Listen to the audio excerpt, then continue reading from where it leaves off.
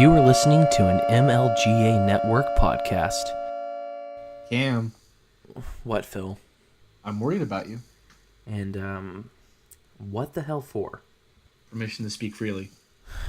What am I, your mother? Well, try not to get mad, but you kind of look like an Ewok with glasses. Excuse me? I mean, I don't even wear glasses anymore. I mean, you can clearly see that I'm not wearing glasses. And how the hell did you even arrive at Ewok? It's the long hair and beard combo. Quite frankly, it's out of control. And as your friend, I'd be doing a disservice to you if I didn't at least mention it once. Tread lightly there, devil dog. You don't want to go down that road. It's not going to go as well as you think it will. Whoa! Take it easy, my little grizzly bear. Friends should be able to share hard truths with each other. Fair enough. Well, here's one for you. You're just jealous because you can't grow a beard. Oh, well, you know what? F*** you, buddy. This conversation's over.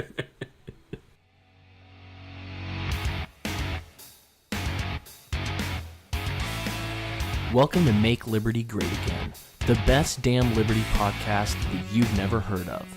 Phil and I will be your guides as we peer into the ridiculous reality of our society and our government. Let's get to it. Thanks for tuning into today's episode of Make Liberty Great Again, Liberty Harder. I'm your host, Cam Harless, and joining me today, as always, is my co-host, Phil Padilla. Howdy there, partner. What do you say we make liberty great again? Sounds good to me. Well, what do you have for us today? Today I want to devote some time to discuss just how benevolent and awesome the state really is and why you should always 100% put your trust in it.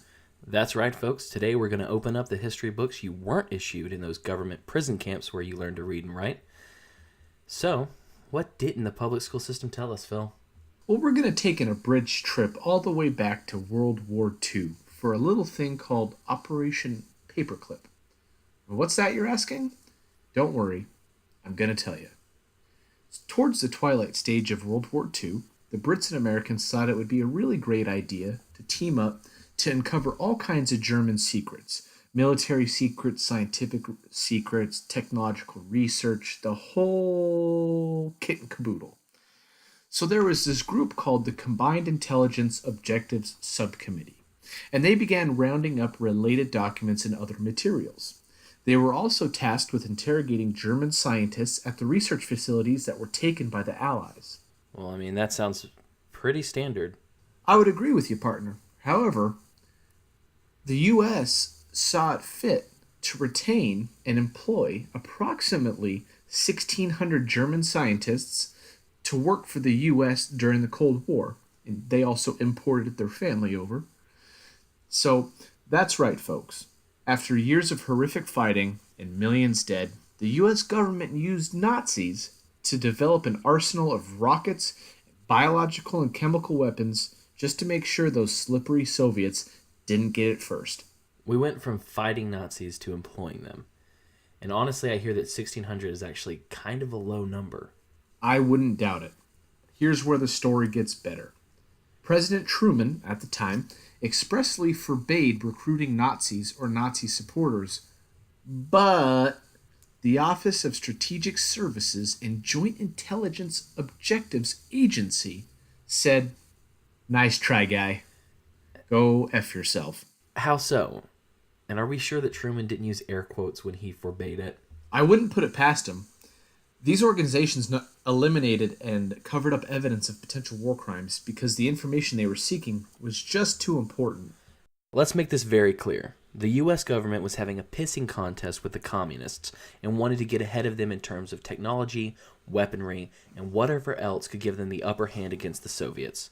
So they decided to pilfer the decimated remains of the Nazis. I mean, let's not forget that one of Hitler's poster boys, Josef Mengele, would steal twins to do experiments on and kill the control twin if the twin that was experimented on died.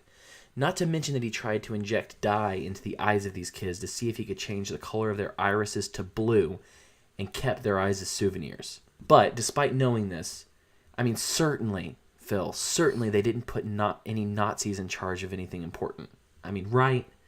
They didn't do that, right? Well, I was going to get to that, Sally skips ahead, but to answer your question, they sure as hell did. His name, as a matter of fact, was Werner von Braun. Von Braun was a very high profile recruit at the time. Some of you may know him from his lesser work, the V2 rocket. Is that the rocket that pummeled the English? Yes, that's the very same V2 rocket that pummeled the English. In your face, England. In your face. We hired the a-hole who was behind the development of the rocket that terrorized your cities. But it doesn't end there for our new pal Wernie, or Vernie if you're nasty. He eventually became the director of NASA's Marshall Space Flight Center and chief architect of the Saturn V launch vehicle that sent American astronauts to the moon. So you're saying that the moon is racist and space travel is deeply rooted in anti-Semitism? Exactly. My turn to roll back the clock and discuss an alleged... Alleged, smudged. Well, that's a mouthful. As I was saying, an alleged CIA program that was supposedly began back in the 1950s. The intent was to manipulate the media in order to spread government propaganda. It's also said that they funded certain organizations and magazines as fronts. Cam. Hey, Cam. Cam. What? What? I'm in the middle of a segment, dude. Look at my video feed, though. Look at me. Look at me. I don't want to. I don't want to see your Okay, face. but do it anyway. Do it anyway. Are you looking? Fine. I'm looking. Okay. This is my shocked face. Can you see the shock? There's so much shock happening. I just didn't want you to miss it. That's all. Dude, interrupt me again and I'm going to tell everyone that you were in the chair force. You wouldn't. Try me. You're a monster. This was, of course, just another Cold War tactic to influence public opinion. In 1977, Rolling Stone, of all the magazines that no one reads anymore, came out with an article titled "The CIA and the Media." Long story short, the article stated that by 1953, CIA Director Allen Dulles oversaw a media network who wielded influence over 25 newspaper and wire agencies. The goal was to place CIA fabricated reports, or intelligence, with reporters who were in league with them, or just simply didn't know. So fake news goes all the way back to the 50s is what you're saying. I mean, at least since the 50s, although I'm sure there were probably Roman reports that Nero wasn't a horribly crazy bastard. Prior to the article's release, Congress was a little worried about the executive abuse in regards to the CIA after that whole Watergate thing. So a series of investigations were launched, and the final report was published in 1976. The report found the CIA did indeed have ties with foreign and domestic media. Good reporting, partner. As we mentioned at the beginning of the episode, these are abridged segments simply for time's sake.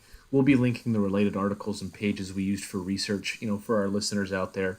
But let's just take a moment to reflect that we employed Nazis for various horrible purposes and used clandestine services of the government to spread propaganda and false information just because we were so afraid of another country. That is crazy. And speaking of gross government conduct, have you read the article by CNS News about humanized mice? I did not read the article. I'm not going to lie to you, my friend. I saw the headline. I got a little freaked out. And I cried to myself while I rewatched The Office for the 10th time. Well, allow me to fill you in. Because my Office binge is over for the moment. But according to a March 1st article, the Department of Health and Human Services granted another 90-day extension to a contract it currently has with the University of California at San Francisco to make humanized mice. All I can imagine right now are humans with tails and mouse faces. Ugh. Honestly, I'm imagining mice with human faces and ovaries growing on their backs. We're not quite to the mice with human faces just yet. So, to make this abomination, the mice are implanted with human tissues taken from late-term aborted babies, paid for by your tax dollars. I'm sorry. I'm having a hard time right now reconciling the fact that Alex Jones was right. I don't know if I can handle any more of this. Well, that's just too bad. I said after listening to Alex Jones yell at Eddie Bravo that if just 10% of what Alex said was true, that we live in a terrifying reality. But just this one thing terrifies me. Of the many things that he said, this one little bit, this isn't even 10%. This one little thing is terrifying. No kidding. It makes you really think, what are they up to? Like, what's the end goal there? And what else is he right about? Ugh. I don't even want to think about it. I mean, I do, but I don't. The National Institutes of Health, a division of Health and Human Services, is expected to spend 95 million tax dollars just this year in research that uses human fetal tissue. The government calls this the humanized mouse models for HIV therapeutics development. But I mean, at least the HHS is in the process of conducting a comprehensive review of all research involving human fetal tissue. Yeah, totally. Doesn't make me feel better about a federally funded market for late-term aborted fetal tissue. But seriously speaking, I don't know what ethical or legal issues this will raise. I mean, if any, that comes out of this review. But to me, it seems that there's something deeply problematic going on here. Maybe it's just that these contracts keep getting extended for one reason or another, which, makes a greater demand for this fetal tissue. Or maybe that it's just derived from stolen money. I mean, we're getting our money stolen every week just so the government can go buy aborted baby tissue. Or maybe it's simply something that, because I'm pro-life, so I'm just doubly offended by this. I don't know.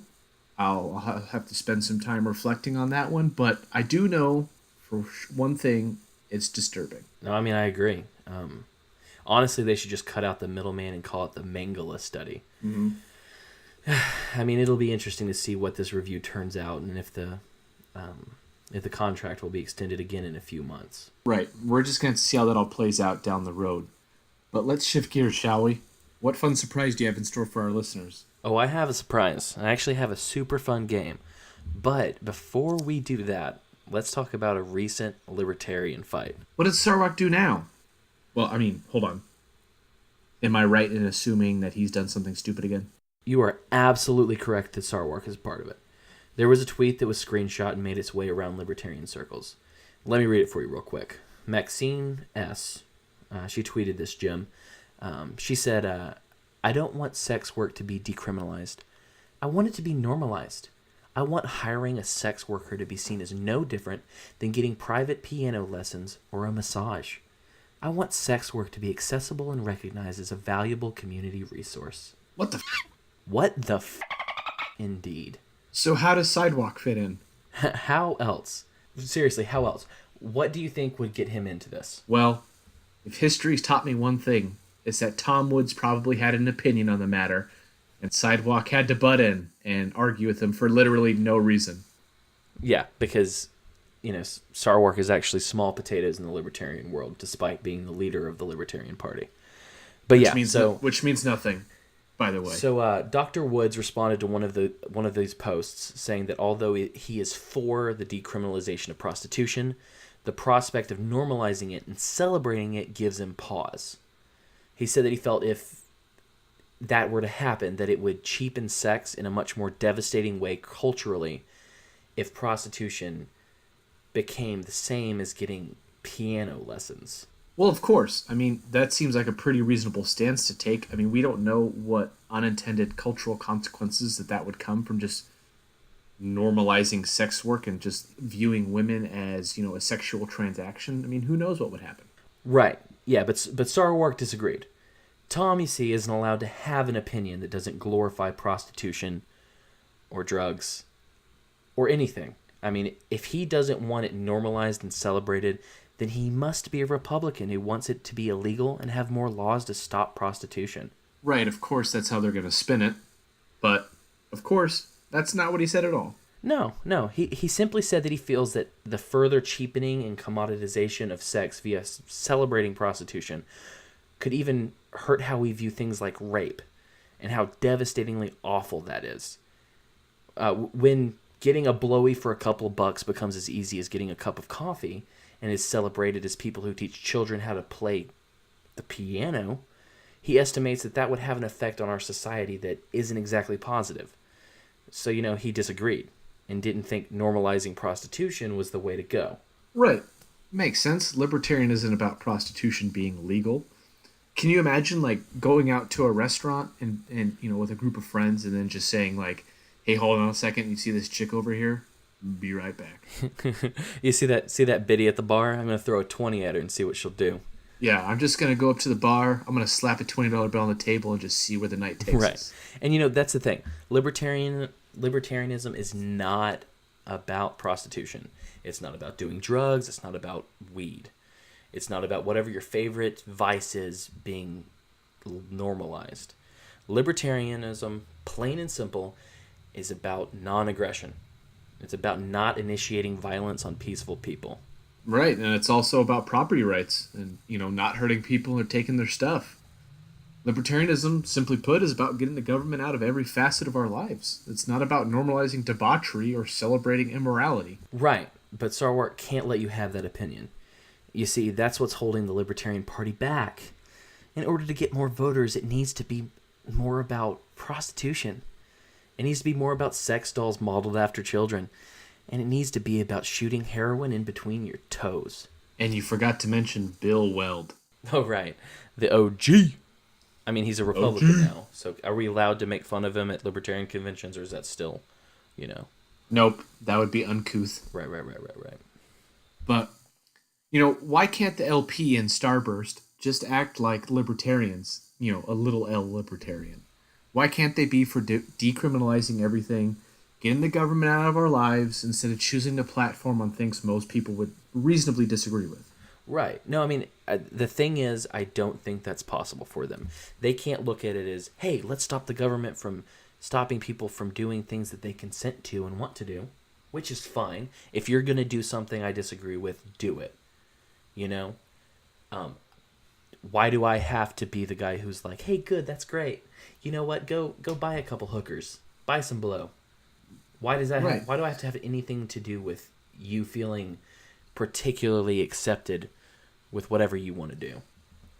Right, and to piggyback off that, why can't people see the difference between acceptance and tolerance? Right. They're not the same thing. Right.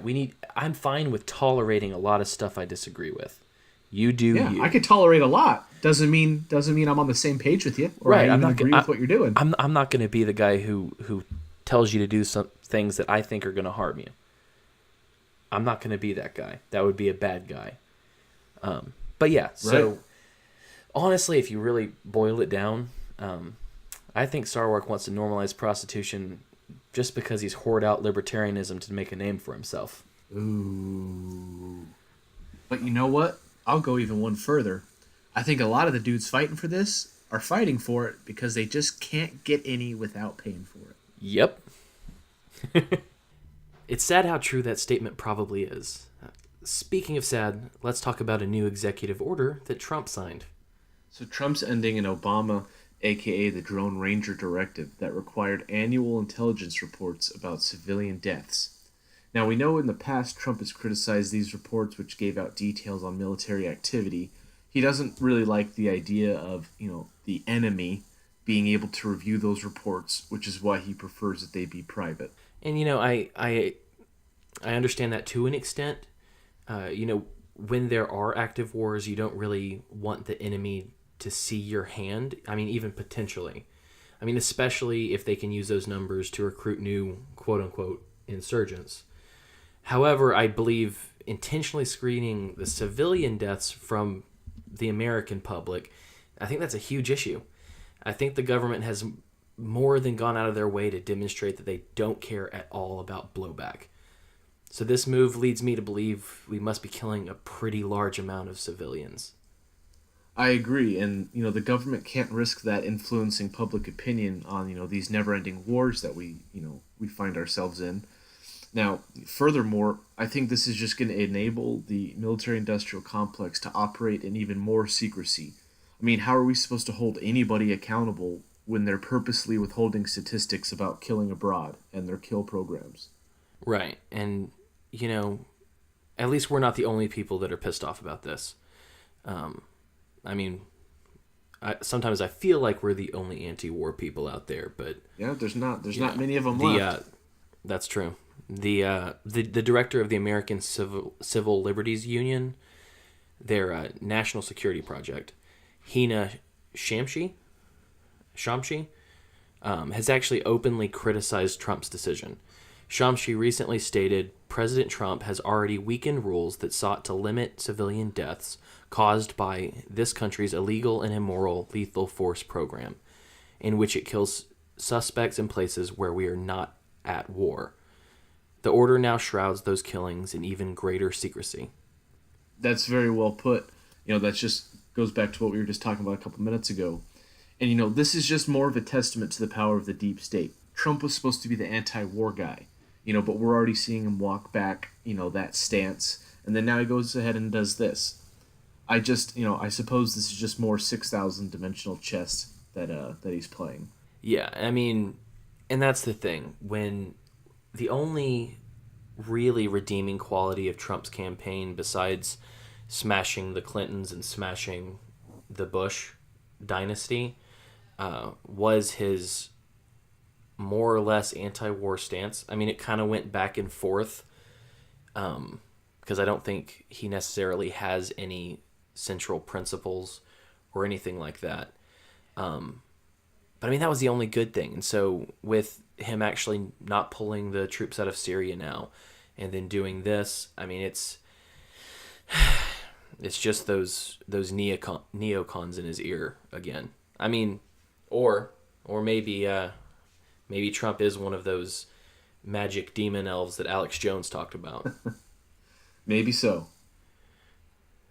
Now, onto our game. Yay, game time. Yes, this week we have a new segment. We're going to call it something stupid, like head lies or something like that. Yeah, that's stupid. I've scoured the internet for some fantastic headlines. I've hit the best possible publications: Jezebel, The Young Turks, Mother Jones, and Vice. I even hit Salon Up. But I've also made up some headlines. It's actually your job to pick out which one is real and which one I made up. All right, bring it on. But I think you're going to have a hard time tricking me. I have two headlines for you here. One is real, one I made up. And so I'm going to read these out to you, and then you tell me which one you think is real. Okay? All right. All right, our first headline comes from Vice. The first headline is Netflix and Kill: How True Crime Shows Endanger Trans Women. Or A Real Hot Mess: How Grits Got Weaponized Against Cheating Men.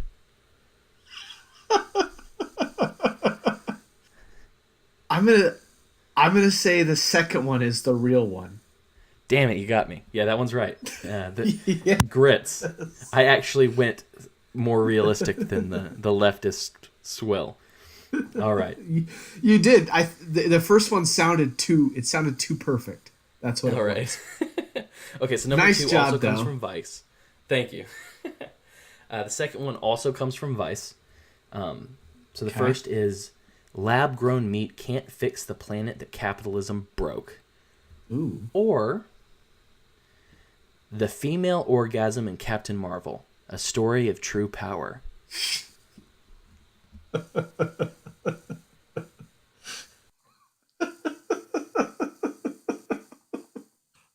You know what? Just based on how hardcore they're hyping up the Captain Marvel movie, I'm saying the first one's the fake one. Nope, I made up the Captain Marvel one. It's believable. You got me. Credit where credit's due. I really thought that they would have done something silly like that. All right. The next one I have came from Mother Jones. Okay. The first is Portraits of America's Genderqueer Community. Okay. Or Hitler as the Right's Masculine Archetype. Oh. There's no way that one about Hitler. There's no way. Second one's got to be fake news. It is. You got that one. You believed it for a hot second, though. I mean, it's 2019. I'm not ruling anything out at this point, man. All right. So the next one comes from The Young Turks, a shining example of balanced and unbiased journalism. Yeah. We've got... super weird names. We've got Melania Trump reveals why she won't stop her husband's bullying. Or How Trump Killed My Son. Stories from the opioid epidemic.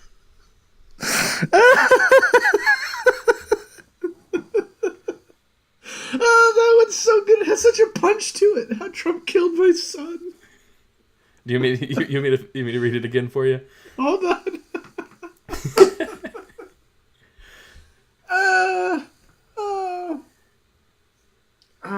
Hold on. I'm all out of beer now, damn it. All right, from the tap. All right. So I'll read the second one again. Okay. How Trump Killed My Son. Stories from the opioid epidemic. Or Melania Trump reveals why she won't stop her husband's bullying. Oh boy. This is tough. I'm legitimately torn on this one. I think the opioid one's made up. It is. I made that one up. That's beautiful. I'm thinking that maybe I should start a satire website. Yep. Called maybe call it the Old Turks. All right, and our last one, number 5, comes from Jezebel. All right. So here are your two. Eat shit twice, Ivanka. Or aggressive. Porn and Prejudice. A handicapped porn star speaks out. Now that one's for sure real. Number 1, false. Final answer. No, actually, Eat Shit Twice, Ivanka is the real one. Oh. What? What an aggressive headline. My God. I'll have you know, I didn't read any of these. I'm gonna have to read that one. I mean, just to see what that's all about. I for sure didn't think that would. I mean, all right. All right. So that I think that'll do it for us. Thanks for having a bit of fun with us and joining us on this adventure into the madness that is our world. And as always, you can follow us on Twitter, Facebook, Instagram, and Patreon at This Is MLGA. Please give us a like, give us a follow. If you'd like to send us an email with any questions, any content suggestions, anything like that, you can reach us at thisismlga@gmail.com.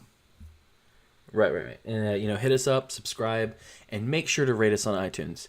It helps us grow, and it guarantees new episodes. And we'd also like to take a moment just to say a special thank you to Pete Mance Raymond from the Free Man Beyond the Wall podcast. Without him, Cam would sound janky as all hell. Yes, sir. He sent me this mic to help me get started and really helped push me to start this podcast. I've got a link to his podcast in the show notes that you should definitely follow. His recent episode with Thaddeus Russell about the murder of John Galton with Lily Forrester in Acapulco was an absolute must listen. Yeah, and don't forget his last 2 episodes with the survivor of the ATF's massacre of the Branch Davidians in Waco. Those are important. Definitely check them out. If you'd like to join us in this endeavor and get a shout out and submit questions that we will answer on the podcast, hit up our Patreon. And don't forget to check out the MLGA Network. We are a small and scrappy group of libertarians that share all of the best liberty podcasts on mlganetwork.com. You can listen on the website. You can subscribe via iTunes, whatever you want to do. All of the downloads go directly to the people who make those podcasts. Also, we will have even more original shows coming your way soon.